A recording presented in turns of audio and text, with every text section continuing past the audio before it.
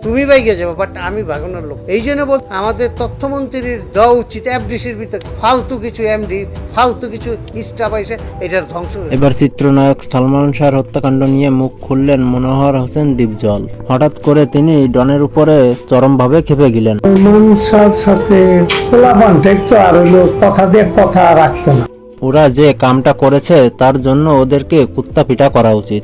আমার শরীর বেশি ভালো নয়, এর জন্য আমি কিছু করতে পারছি না, নয়তো ও যে কাজ করেছে তার জন্য প্রকাশ্যে ফাঁসি দেওয়া উচিত। আমার দেশের আইনের উপর আস্থা আছে, দেখি তারা কি করতে পারে।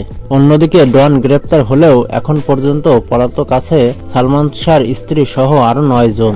এখন ওরা গ্রেপ্তার না হলে প্রশাসন আদালত চূড়ান্ত রায় দিতে পারছেন না। তাদের ভিতরে এখনো অনেকেই দেশের বাইরে এবং দেশের ভিতরে পলাতক আছেন। এদের সকলকে দ্রুত আইনের আওতায় আনার আহ্বান জানালেন দীপজল। তো ভিউয়ার্স, এই বিষয়ে আপনাদের মতামত কি তা অবশ্যই কমেন্টে জানিয়ে যাবেন। আর চ্যানেলটি সাবস্ক্রাইব করে আমাদের সাথেই থাকবেন। ধন্যবাদ।